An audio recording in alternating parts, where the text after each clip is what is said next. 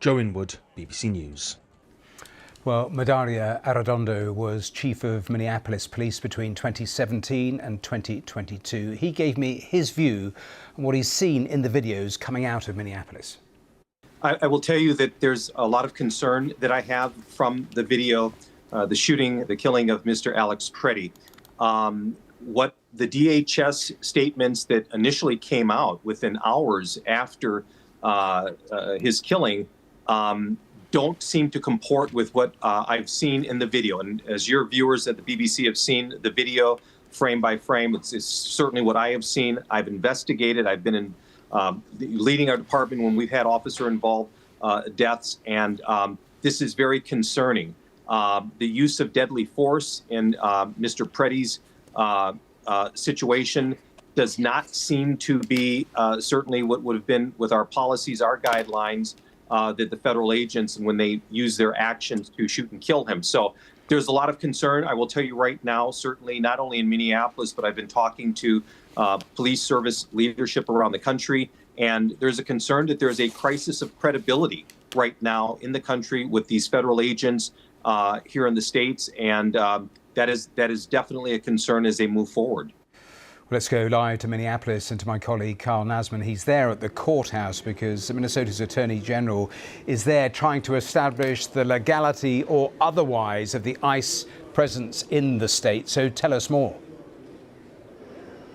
Yeah, even while we see everything happening on the streets from these vigils and protests, there are some very important legal battles playing out right now here in this courthouse. There's two of them. Let's start with the one that you mentioned there, Matthew, and this is the state and local authorities arguing against the Trump administration that essentially this surge in immigration officials here, some 3,000 officers believed to be on the streets of this state and the city, that they should leave the state. They're calling for this operation to be ended. They say that, look, this is essentially infringing on Minnesota's state sovereignty. They say it's a dangerous operation. They say it's endangering U.S. citizens. Of course, we've seen two shooting deaths of U.S. citizens, Alex Preddy being the most recent one. And they say it's unconstitutional that just given the sheer forces here, that the state is unable to hold classes at schools normally, unable to police the streets in the way that it wants.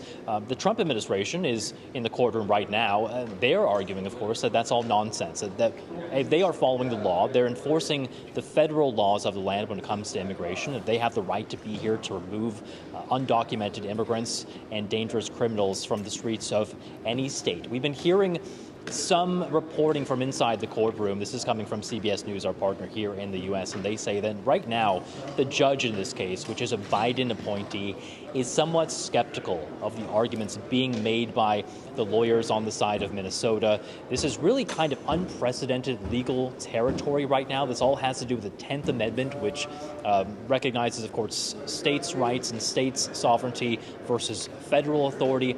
This gets into really sticky legal territory, but it seems right now as if the judge is a bit skeptical of the arguments being made on behalf of the state. There's a second case. This has to do with evidence in the shooting of Alex Preddy. This is also being watched closely. Yesterday, there was a ruling that said that evidence needs to be preserved, presumably so that state investigators can look at it. This will be the first time, once this court ruling comes up later today, that we hear from the Trump administration about any efforts that it's undertaken to keep that evidence safe. Briefly, the president has had a call with the governor. Give me an idea of the mood where you are, the